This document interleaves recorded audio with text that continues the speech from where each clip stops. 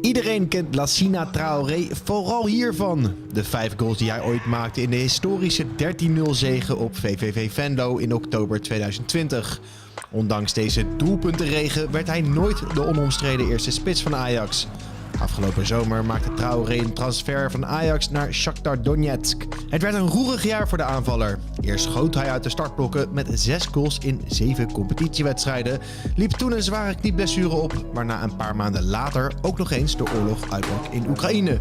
VI zocht hem op in Nederland, waar hij druk werkt aan zijn herstel. Lassina, can you tell me how a recovery week for you looks like at the moment after your injury? Normally I come 30 minutes before my normal schedule, stretch a little bit of biking, and then I start like rehab, treatment, and then I go on the pitch, 1 hour, come back, and I have cardio work, bike or elliptical or rowing.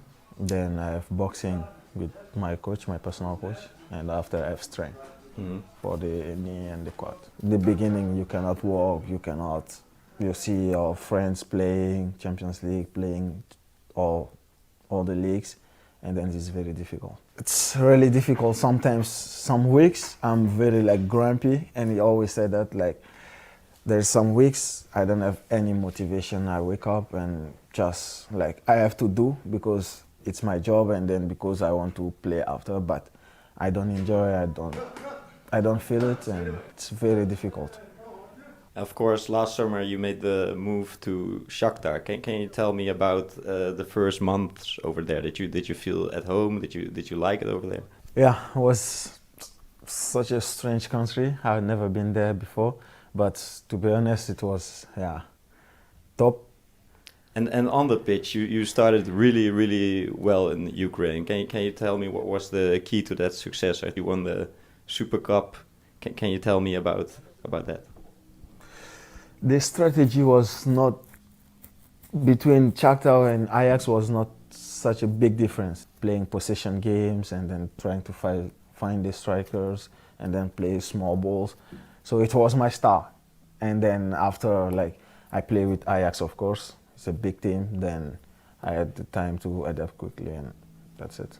How did this training give you the confidence? Because I've heard like he really wanted to have you, and he built like the whole team around you. Can you tell me how the coach worked with you?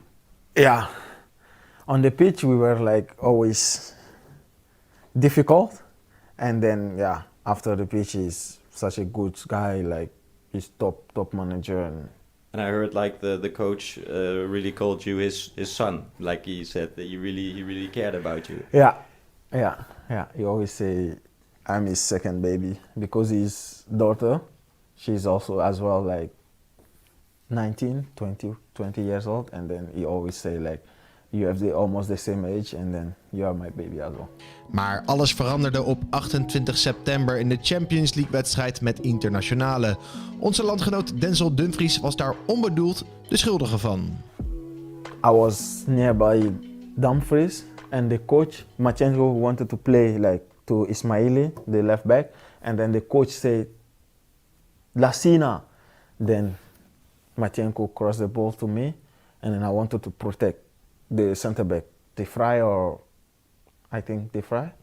Bastoni was behind me, and then Dumfries was the right side of me, and then he wanted to take the ball, then he fell in the knee. Yeah. And did you feel like this is wrong straight away, or did you? No, to be honest, I didn't.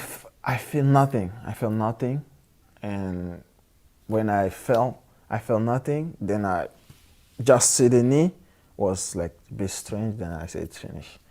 Yeah, I knew directly, but was no pain, nothing. I felt nothing.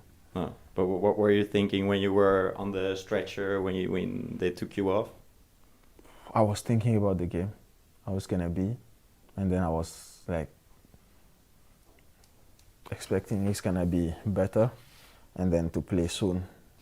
And after the MRI, everything, then I found what I had. All the body are not the same. Some can recover quickly, some can take longer, and then I knew if I work hard, I will come back earlier. If I little bit disappointed, wait, I will come back later. Then in my head it was like, okay, after the surgery we go on. Hi Lassina, my friend. Hello, Lassi. Lassina. Hello, Lassina. My brother. My friend. Lassina. Bonjour. Lassina. Lassina. My brother. Lassina. Vai pelo strappo, Hello, Lassina, my dear friend. I wish you all the best for the coming months. It's terrible what happened to you with the injury. You are now a difficult moment, but this is part of life, part of football. Наша семья желает тебе, чтобы твоя операция прошла хорошо. I would like to wish you a speedy recovery. You have an injury now, but I'm sure you're going to get stronger because of this. You scored a lot of goals, like you saw. You were almost top scorer of Europe. For me, you're a crazy guy. I hope to see you soon. I can't wait to see you on the pitch again, bro. Je sais que je vais revenir encore plus fort avec ta mentalité. Sois fort et reviens vite. Écoute, te dis que je suis avec toi. I wait you always. You will come back stronger. Love you, my brother. Take care, my friend.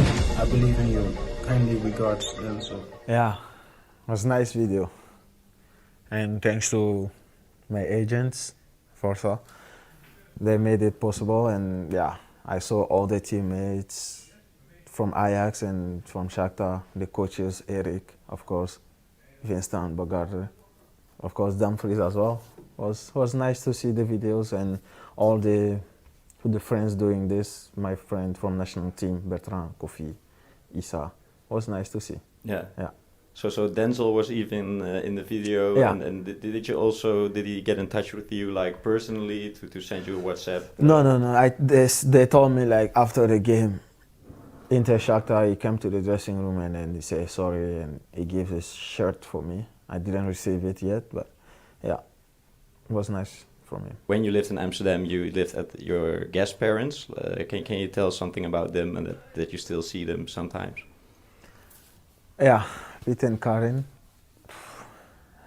they did a lot for me. And yeah, like I said, I go to them like more than anybody here in Holland. I go dinner with them like most of the time, and we still have good contact with his son, with his daughter, and yeah, quite a good.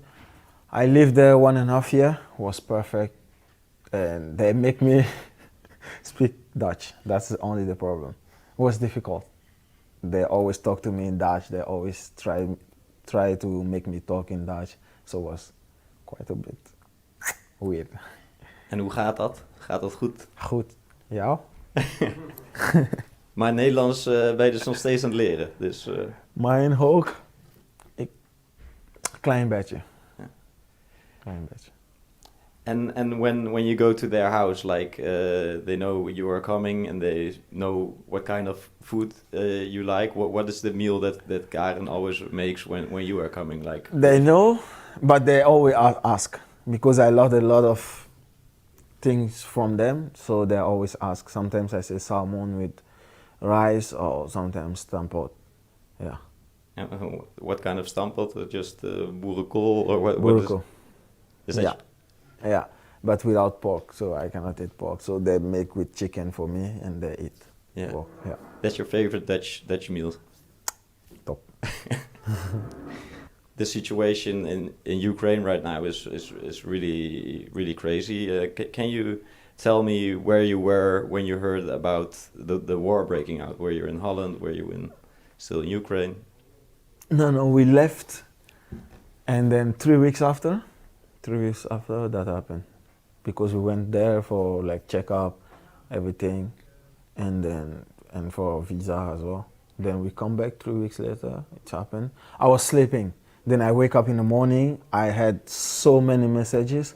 Everybody's asking, "Where are you? Where are you?" That is happening. So my heart was like, oh, I was scared. Then I watched the news. I saw. It was shock. Terrible. It's a real crazy situation also for you as a football player. You go to a club and then the war breaks out. Yeah. What is going to happen to you now in this situation? Do you know anything about your own future? I don't know nothing. I hope he's gonna finish and we're gonna return. For me, I want to return. I want to. Yeah, you just want to go back to Ukraine and play for Shakhtar. Yeah. and continue all the goals you already made. It was nice, and the country was top. I really like it. Yeah. Of course, I also want to talk with you about your time at Ajax and how happy were you when you finally went to Europe? Like, wow, I was very happy. And the first day I saw Bergkamp,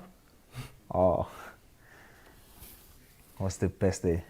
I saw Bergkamp. The first day I came to Amsterdam, I was at the toekomst. I saw Bergkamp and then Winstone. That was perfect day for me. And did you have a chat with Bergkamp straight away? Overmars, Van der Sar. Oh, was nice. Was the best day. So as a small kid, you already watched yes, like the Ajax? I already watched like everything about football. Yeah. And what's your most favorite Dennis Bergkamp moment? What goal always comes into your mind? Of course, this is not even a question. The animal from Arsenal, and then shoot was the best goal. And then the one from a national team against Argentina. Yeah. But you mean the top goal? Was top goal. I could not speak, even say good morning in English. Come to Amsterdam, I come with slippers. Was fucking cold and it was difficult. And what are other things in Holland where you get used to, or things you found funny about our culture or our food, or Dutch soup? When I came, they asked me if I want soup. I was thinking about like soup with big meats inside, fish, and then they come, they give me soup like was full of water and green. I could not drink this. Yeah, it was too much for me. But do you like it now? Now, yes. Okay. Yeah. And you told me when you came on the club, you saw Dennis Bergkamp. That was a big moment. But I also read like the first time you were with the players and you had to sit on a table during lunch or dinner, you sat with Huntelaar and Thijs. Yeah, that was my second time, but my first time with first team, and then I had to sit with Dusan, Klaas-Jan. How was that like, sitting with these guys?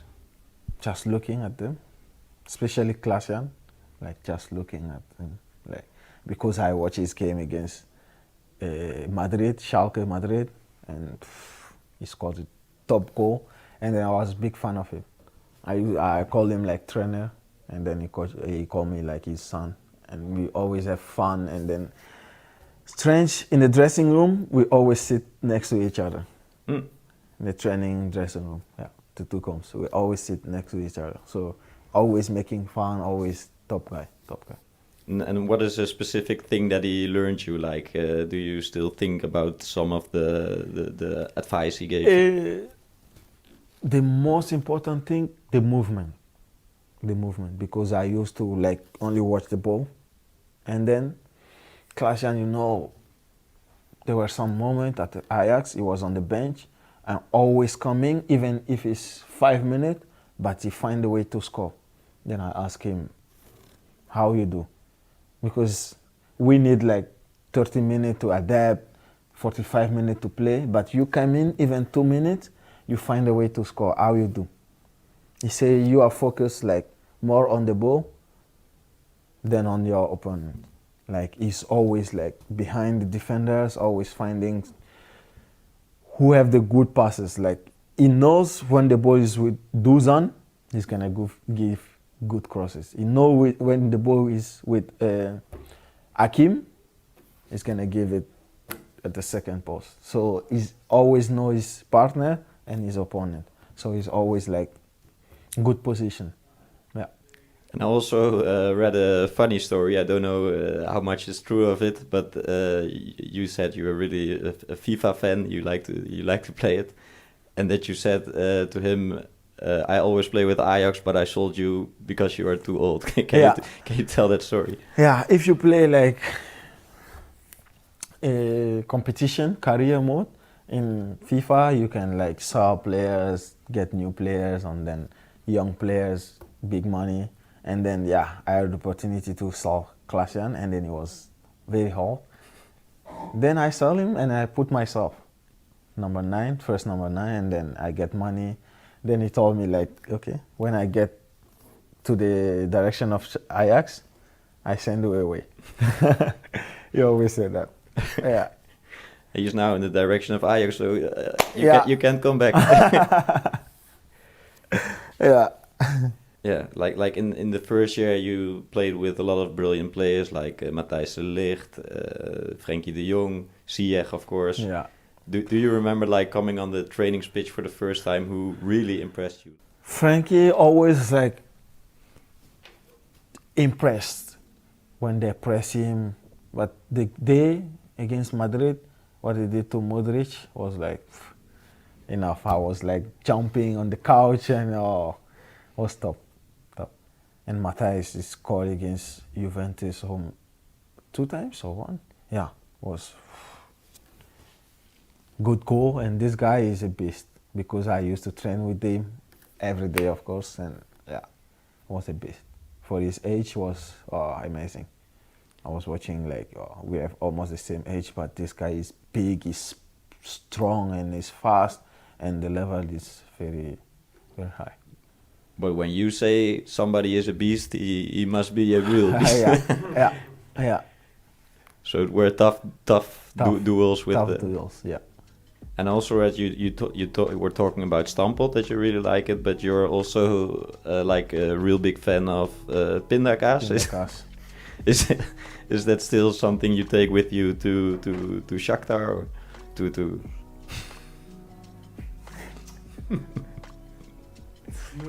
I have no answer. Yeah. Pindakaas, I love it.